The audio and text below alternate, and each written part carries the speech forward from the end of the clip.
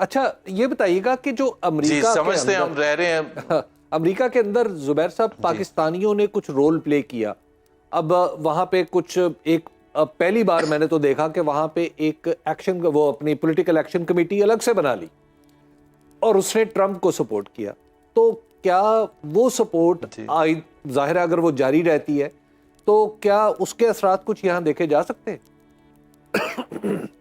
जी बहुत इंपॉर्टेंट है। देखिए एक तो सिर्फ प्रेसिडेंट के लेवल पर नहीं सपोर्ट किया था, वो रिपब्लिकन पार्टी को एज सच सपोर्ट कर रहे थे और हर इलाके से उनके सेनेटर्स और हाउस ऑफ रिप्रेजेंटेटिव्स के लोग इलेक्ट होके आ रहे हैं, सो उनके अपने लोग। और फिर जो स्टेट की अपनी लेजिस्लेशन है, जैसा टेक्सास है, टेक्सास में पाकिस्तानी इलेक्ट होके आए हैं, न्यूयॉर्क की उसमें इलेक्ट होके आए हैं, कैलिफोर्निया के उसमें इलेक्ट होके आए हैं। सो वो pressure will not be just at the highest level, pressure will be at all levels.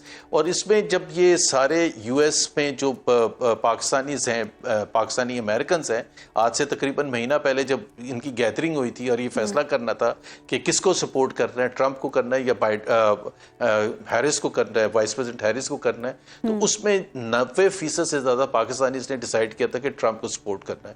अब उसकी एक वजह तो हबीब साहब आपको पता है क्या है कि एक्सपैट्रिएट पाकिस्तानीज और खासतौर पर पढ़े लिखे पाकिस्तानीज में 90% से ज़्यादा इमरान खान के सपोर्टर्स हैं।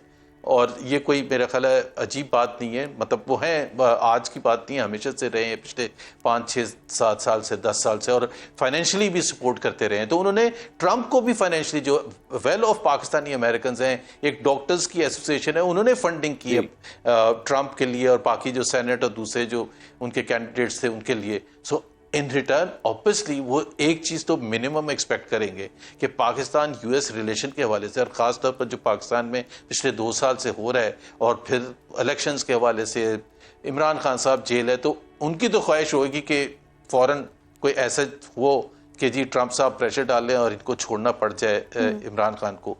बट ऑब्वियसली उसमें डिप्लोमेसी भी आ जाती है और बहुत सी चीज़ें आ जाती हैं, तो प्रेशर तो होगा, लेकिन आई डोंट थिंक सो वो उस किस्म का होगा जैसे वो चाहेंगे, पीटीआई के सपोर्टर चाहेंगे, उस किस्म का प्रेशर चाहिए। लेकिन ट्रंप उस तरह का तो हो सकता है जिस तरह का डोनाल्ड लू के ऊपर इल्जाम था कि उन्होंने हमारे सफीर को कहा कि देख लेंगे, पहले ये फैसला हो जाए कि ये तरीके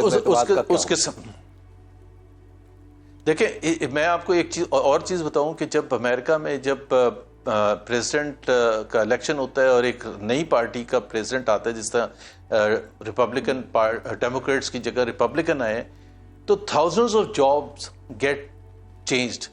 और उसमें सफारती हवाले से भी ambassador to Japan, ambassador to पता नहीं कहाँ कहाँ जो 200 ममालिक हैं, उसमें से तकरीबन 100 तब्दील होंगे। सो एक्सट्रीम प्रेशर आएगा, एक नया व्यू पॉइंट रिफ्लेक्ट होगा। और ये प्रेजेंट एम्बेसडर चेंज नहीं भी होते हैं तो अमेरिका की पॉलिसी के हवाले से एक एक्सट्रीम प्रेशर आएगा, वो जो डोनाल्ड लू टाइप हो या ना हो। बट एक चीज जरूर होगी, देखिए पहले हमारी मिलिट्री की बहुत अफादियत होती थी, तो अमेरिकन डायरेक्टली डील करना चाहते थे।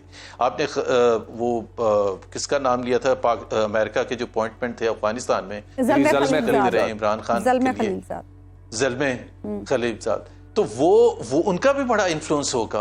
वो क्यों नहीं चाहेंगे, वो प्रेशर डालेंगे।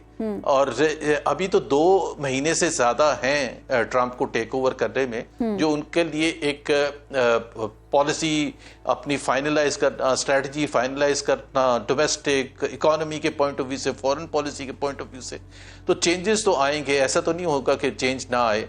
और मैं तो कहता हूं कि बिल्कुल, अगर उनके देखें ना, उनके कांग्रेस ने तकरीबन 90% पता नहीं कितने फीसद कांग्रेस ने जो पास किया था resolution in favour of Imran Khan, उसको हम जो भी कहें कि इंटरफेरेंस है हमारे पाकिस्तान के फेस में, बट वो एक रिफ्लेक्शन थी ना अमेरिकन अवाम की। वहां तो ये नहीं कह सकते ये फॉर्म 47 की कांग्रेस है, तो कोई फर्क नहीं पड़ता। जुबैर साहब, एक इंडिया में अखबारात उठा लें, पाकिस्तान में उठा लें, दुनिया के बेशतर जगहों पे बार बार जैसे ही उधर ट्रंप के नताइज सामने आए हैं तो एक नाम साथ ही उनके गूंजने लगा मीडिया के अंदर, वो था इमरान खान।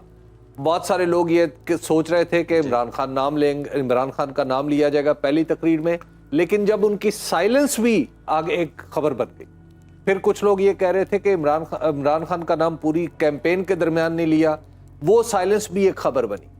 लेकिन उसके साथ जो पहले उनके बयानात थे वो भी साथ साथ कोट होते रहे। तो हमारे लिए बेहतर ऑप्शन ये नहीं होगा कि हम अपने कानूनी निजाम के अंदर रहते हुए रिकंसाइल कर लें, बजाय इसके कि कोई हमें बाहर से कहे?